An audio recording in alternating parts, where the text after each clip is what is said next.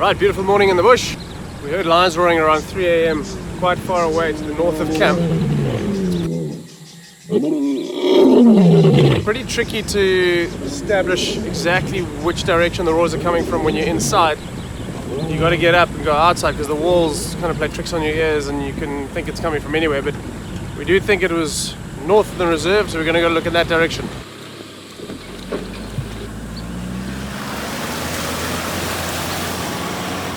The best way to find predators is actually to stop and look at other things, look at birds, look at smaller inhabitants of the bush.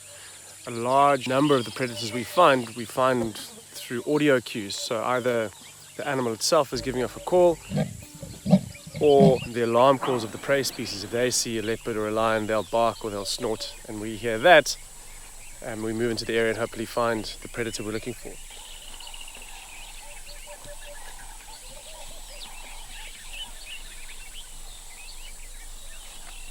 Alright, so there have been no signs of those lions we heard calling yet. No tracks. It's a fairly sandy terrain up here, so the tracks should be quite easy to see if the lions had come through this way. Lions' calls can be heard far away. On a still night like last night, you'll read in the books that you can hear them at 8 kilometers. You can actually hear them further because we've heard lions calling when we know where they are and we can measure how far we are from them, and we've been able to hear them at 10 kilometers plus. So it could be that those lions were just a little bit further than we thought last night, maybe even not on Londolozi. But let's carry on prowling around and see what else we can find.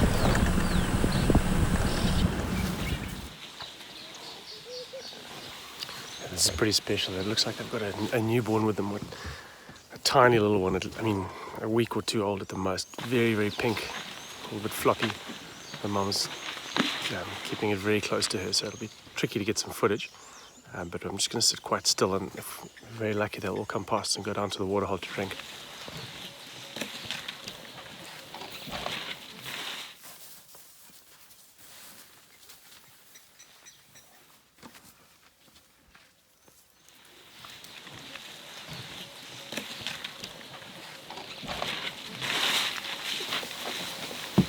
So most of them are feeding on round leaf teeth. And if you can see that one, it's got a bit in its mouth. What he's doing is using his toenails to kick at the base of the stalk to snap it off, and then they'll roll the branch around in their mouth and to peel off the bark to get access to the cambium layer, which is very full of nutrients. What it looked like there is this elephant was slightly bigger than the one before. He's a slightly older bull, and I think he just fancied the look of that bush, so he pushed off the younger one. So it might be tough getting out of here for a while there. Feeding all around. Quite a big herd, probably 30 of them. I think we're just going to have to sit patiently and wait for them to go. But what a special morning, being surrounded by so many.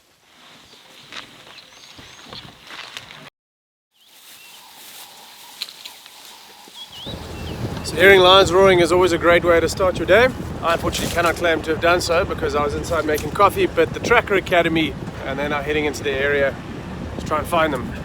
Swipe up here to view the story of the Tracker Academy. It's quite a cool one.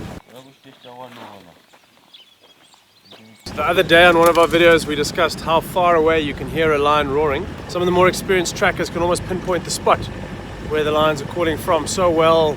Do they know the reserve so well? Can they judge distance in the roars? Tracker Academy found the Nsevu Pride, full complement, plus 2 Birmingham males, and now they're on the move. It's pretty epic. On a warm morning like this, you don't usually expect it, but now to have 20 lions plus moving past you through the long grass, absolutely spectacular. We've all heard hyenas in the distance. Might mean there's something going on.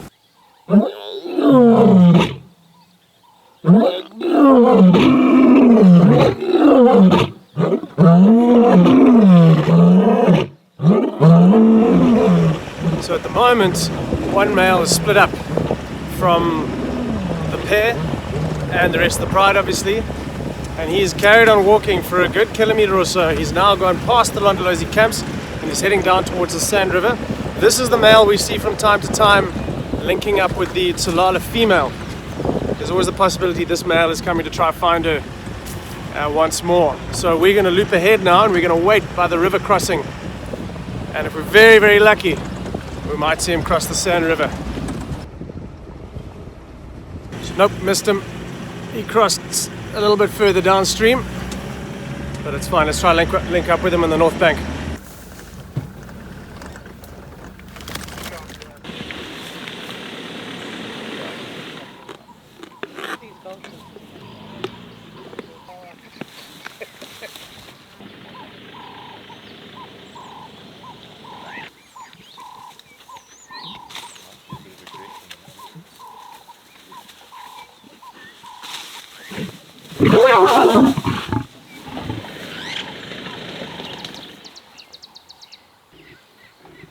That was an utterly savage morning.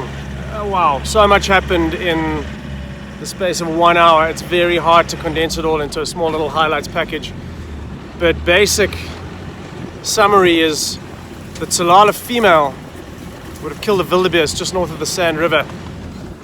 The hyenas coming in that would have found her, the interaction between her trying to scare them off and them calling to get more hyenas in so they could scare her off. That would have been the noise that the pride heard when we saw them react and start moving. I'm sure that that's what they were responding to. One of the males carried on moving. He didn't look back. He didn't answer the roars. He probably knew what was going on here, and he didn't want to share the food with anyone.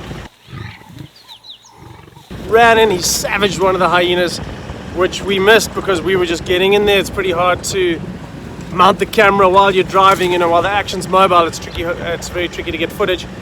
Hyena scattered, Tsalala female scattered, male appropriated the kill for himself, and we've left them now on the kill in peace. The male's feeding, the lioness she's well fed at least. She might be able to get a little bit of it later. And the pride is way back in the distance, about 2 k's away. That's out of their territory. We've never seen them in that area before, so it's unlikely they'll cross the river. But wow, that was a crazy morning. And now this evening we're going to have to decide where to go. We've got a big pride alliance that is most likely going to get on the hunt because it's going to be a dark evening. We've got the lioness and the male on the kill, and then we've got the pair of the Nsevu female and the other male. Most likely they'll rejoin the pride during the day. But whew, let's go wind down with a cup of coffee. Okay, we've come to a spot where the Londolozi female leopard and flat rock male apparently were seen together on a kill in the early hours of this morning. Look in the ground here. You can see some legs of the impala, but from the looks of it, it's all finished. Nothing left, so the leopards have moved off. We are on the fringes of the Sand River, so a lot of dense thickets for them to have disappeared into. We're going to go look down by the water, see if there are any tracks crossing over, but there's not a high chance of us finding them again this afternoon.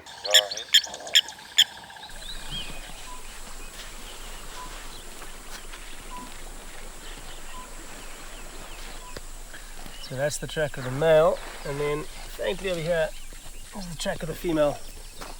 And it looks like they've gone back to the river, into the river thicket. So we're going to leave them, and then we're going to go to the lions and see if they're up to anything. Just had an amazing moment of discovery by Ranger Taylor Brown behind me. Just spotted the female. So they have gone into the river, but only about 20 meters. So the Londolozi female's right here. You'll never see more excitement in a ranger. Look at her, she's still grinning.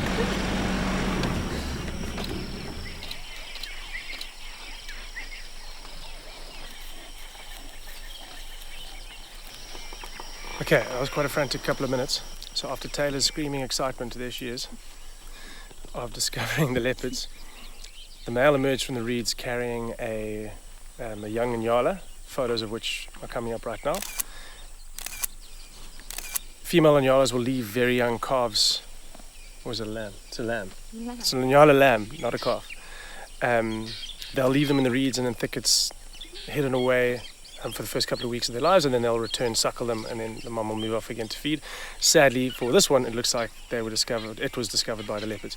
So behind us, in that big sausage tree, the flat rock male has hoisted the kill, which we missed because we were rushing around to try and get in position.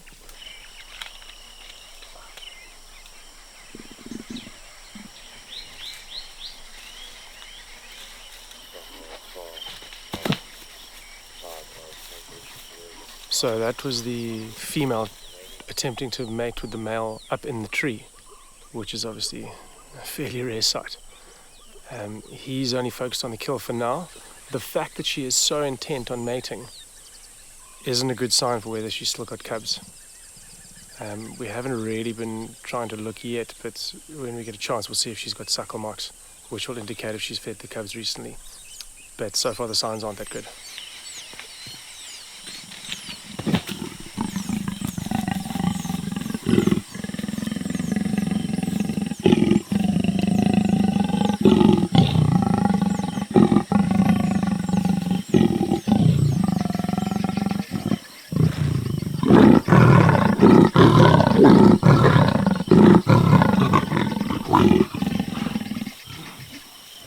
Alright, so we've left the two leopards.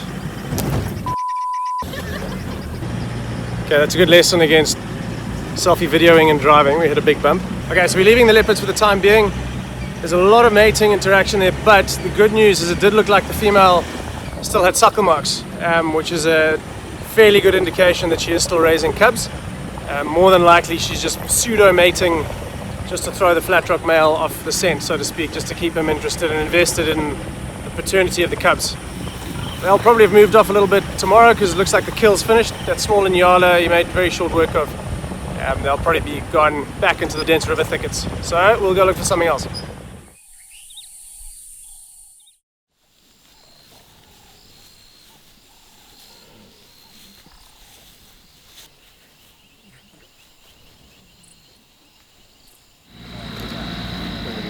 Yeah, please.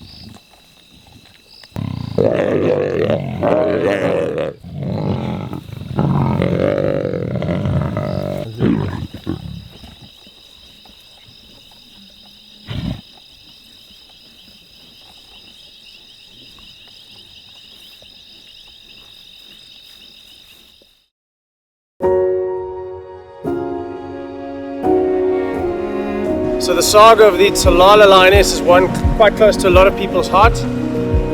She's a single female, she's the last one of her pride, and she's been raising a cub for the last while. We haven't seen the cub in a couple of weeks. Yesterday she had an altercation with a clan of hyenas. One of the Birmingham males ran in to calm things down. You might have seen a story on our Instagram feed. Apparently there were tracks of the cub near the sighting. So this afternoon we're going to go look for it. You generally want to have some kind of plan when it comes to this sort of thing. Looking for a lioness in a whole lot of thick bush and riverine habitat that we know she likes to frequent. So what we're going to do is slowly work our way along the river towards where she had the wildebeest kill yesterday morning. Let's see if we can find any tracks on the river road. If nothing, we'll nip over the hill to the Londolozi river.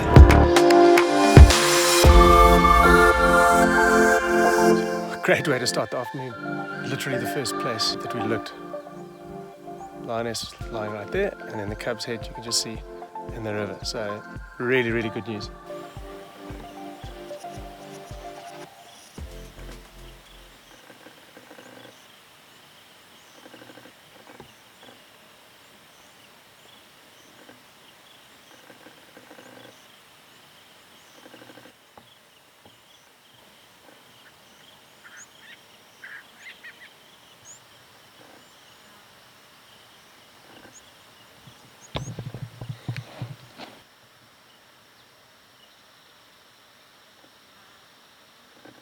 Okay, so mission accomplished for this afternoon. Talala female's cub is alive and well. They're lying up peacefully, very well fed still, I think probably from the wildebeest from yesterday. There's a spectacular sunset forming, couldn't be better.